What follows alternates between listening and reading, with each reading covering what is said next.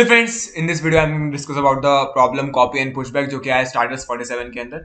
So what is the problem? So Anton loves creating strings. Anton now wants to create string S following some specific rules. They are as follows. तो Anton को क्या करना है? एक string S को बनाना है इन rules को कुछ फॉलो करते हुए, राइट? तो इनिशियली जो स्ट्रिंग है वो क्या है? एस जो है एम्प्टी है. तो initially string S is empty.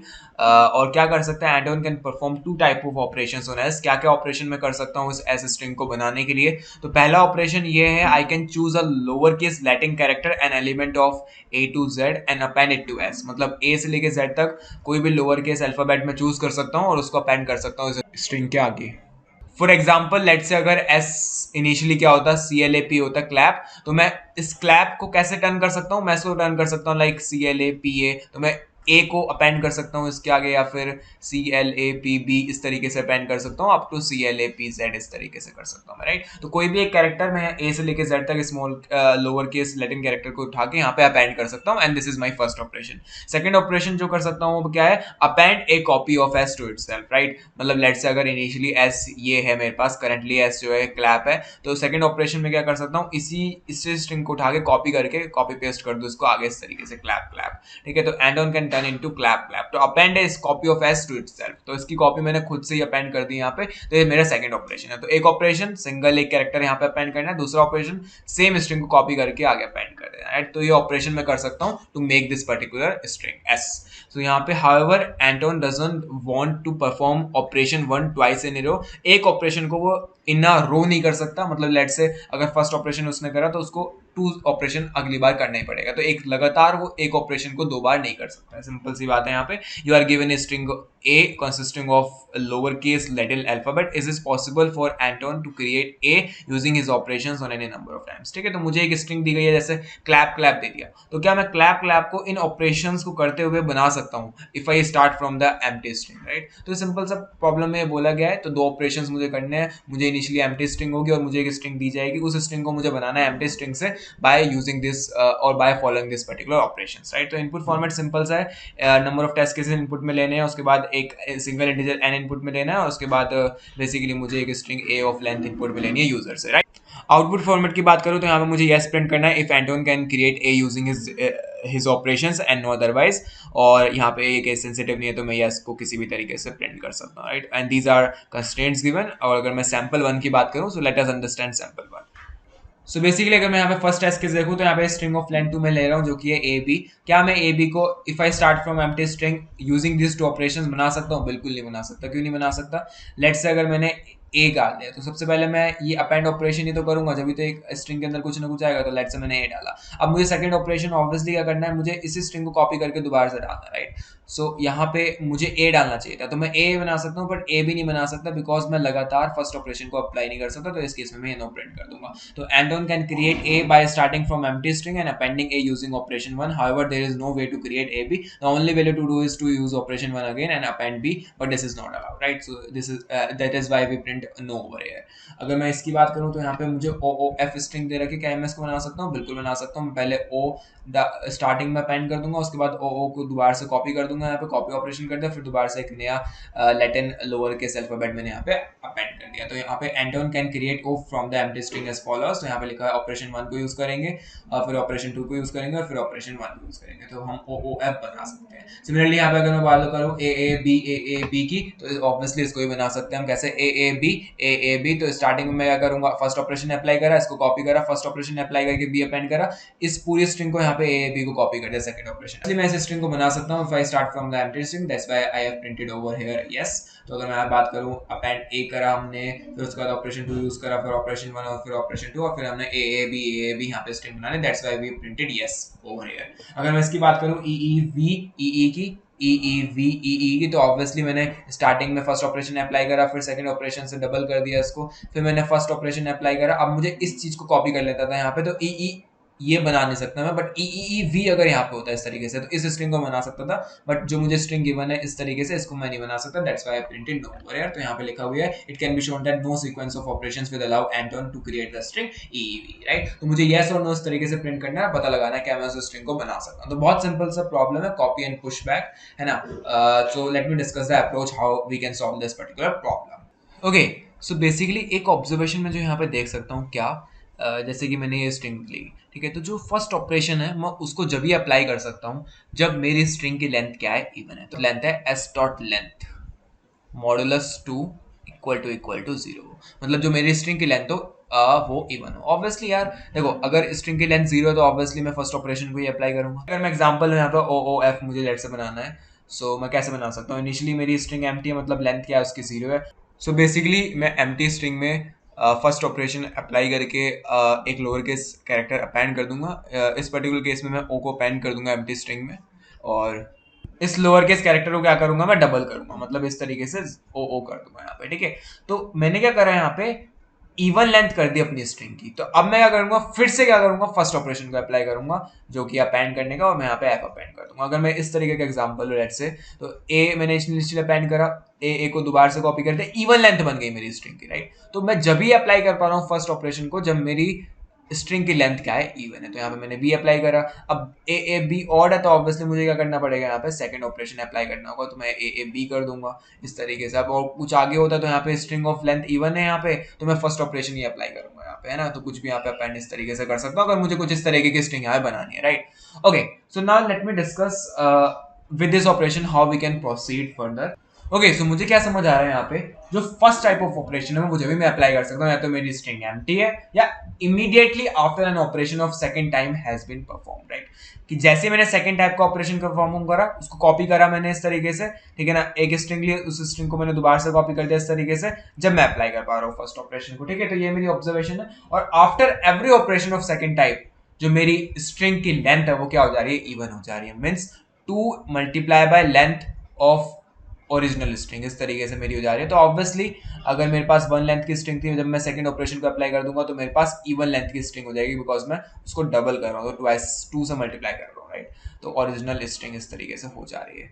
सो मुझे क्या करना पड़ेगा, फर्स्ट ऑपरेशन को अप्लाई करना होगा। So basically the question boils down to what, कि मैं फर्स्ट ऑपरेशन को जब भी अप्लाई करूंगा जब मेरी स्ट्रिंग की लेंथ क्या होगी, इवन होने वाली है, right. And after I will apply this particular first operation जो मेरी स्ट्रिंग की लेंथ हो जाएगी वो क्या हो जाएगी, और हो जाएगी। इतनी मुझे समझ आ रही है बात, ठीक। अब इसका क्या मतलब है, अगर मेरी स्ट्रिंग की लेंथ इवन है तो जो so the last operation I have performed is basically of second, है ना। जैसे अगर मैंने बोला सी एल ए पी, या फिर मैं यहाँ पे लेता हूँ ओ, तो ओ ओ बेसिकली इवन लेंथ स्ट्रिंग है। तो जो मैंने अप्लाई करा होगा, if this string is possible using this operations, तो मैंने जो अप्लाई करा होगा लास्ट में ऑपरेशन वो क्या होगा, सेकंड टाइप का होगा। पर अगर इस स्ट्रिंग की लेंथ क्या होगी, और होगी लेस स्ट्रिंग, तो लास्ट में जो मैंने अप्लाई करा होगा ना operation to make this string, वो क्या होगा, वो फर्स्ट टाइप होगा, राइट। फर्स्ट टाइप का operation. Okay, so I can say that if the length of a string is even, the last operation performed on it has to be of second type, कि वो second type का ही होगा। Otherwise, अगर string की length odd है तो जो last operation perform करूँगा मैं उस string के ऊपर, that has to be of first type, ठीक है। तो this particular thing you have to know। अब डिस्कस करते हैं अप्रोच क्या मैं यहाँ पे फॉलो करूंगा। तो मैं इसी चीज को यहाँ पे दूंगा, तो जो मेरी स्ट्रिंग गिवन है मैं उससे स्टार्ट करूंगा। लेट से मैं यहाँ पे स्ट्रिंग लेता हूँ, लेट से ए ए बी, ये मुझे गिवन स्ट्रिंग है। अब मुझे देखना है कि मैं इन ऑपरेशंस को अप्लाई करके, अगर मैं एम्प्टी स्ट्रिंग से स्टार्ट कर रहा हूँ, क्या मैं इसको बना सकता हूँ। तो मैं यहाँ पे बोलूंगा अगर मेरी स्ट्रिंग की लेंथ ऑड है, तो ऑड का मतलब क्या है, जो मैंने लास्ट ऑपरेशन अप्लाई करा होगा उस स्ट्रिंग के ऊपर वो कौन सा होगा, अपेंड वाला, कि लास्ट में मैंने एक कैरेक्टर अपेंड कर दिया होगा, ठीक है। तो मैं अगर लेट से ए ए बी इस तरीके से बना रहा हूँ, मुझे लेट से ये बनाना है, ये स्ट्रिंग को बनाना है एम्प्टी स्ट्रिंग से यूजिंग दीज टू ऑपरेशंस। तो मेरी स्ट्रिंग की लेंथ यहाँ पे क्या है, ऑड है। तो मैं यहाँ पे क्या करूंगा, सिंपली लास्ट कैरेक्टर को इस स्ट्रिंग में से रिमूव कर दूंगा, बिकॉज ये कौन सा ऑपरेशन मैंने यहाँ पे लास्ट में अप्लाई करा होगा, स्ट्रिंग की लेंथ अगर ऑड है, ठीक है। यहाँ पे एस डॉट लेंथ कितना है, 7 है। सो बेसिकली लास्ट में मैंने क्या ऑपरेशन अप्लाई करा है यहाँ पे, फर्स्ट वन, राइट। फिर मैं क्या चेक करूंगा, अगर मेरी स्ट्रिंग की अब लेंथ क्या हो गई, इवन हो गई। ऑब्वियसली अगर मैं लास्ट कैरेक्टर को रिमूव कर दूंगा ऑड लेंथ की स्ट्रिंग में से, तो मेरी स्ट्रिंग की लेंथ क्या हो जाएगी, यहाँ पे इवन हो जाएगी, ठीक है। तो अब मैं चेक करूंगा कि क्या इसका first half is equal to second half है या नहीं है, ठीक है।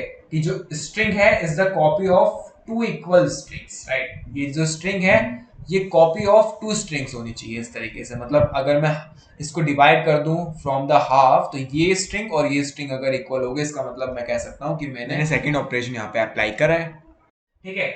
और मैं इस चीज को, जो मैंने ऑपरेशन यहाँ पे अप्लाई करा है, इसको रिपीटेडली अप्लाई करता रहूंगा, ठीक है। मैंने पहले बोला कि मैं इस चीज को चेक करूंगा, उसके बाद मैं क्या करूंगा, अपनी स्ट्रिंग को रिड्यूस कर दूंगा बाय 2। मतलब यहाँ पे मेरी स्ट्रिंग की लेंथ हो गई थी 6, अब मैं 6 से 6/2 कर दूंगा, मतलब स्ट्रिंग की लेंथ कर दूंगा मैं यहाँ पे 3। तो यहाँ पे ए बी मेरी स्ट्रिंग की लेंथ हो गई इस तरीके से। तो यहाँ पे अब मैं बोलूंगा कि क्योंकि स्ट्रिंग की लेंथ ऑड हो गई है, ठीक है, मैं इसको रिकर्सिवली कर सकता हूँ, आइटरेटिवली कर सकता हूँ। तो मैं स्ट्रिंग की लेंथ बेसिकली बाय टू करके चलता जाऊंगा जब तक मेरी एम्प्टी स्ट्रिंग नहीं बचती, ठीक है। तो यहाँ पे बोलूंगा अगर मेरी स्ट्रिंग की लेंथ जो है ऑड हो गई तो लास्ट कैरेक्टर को मैं यहाँ से रिमूव कर दूंगा, मैं बोलूंगा ए।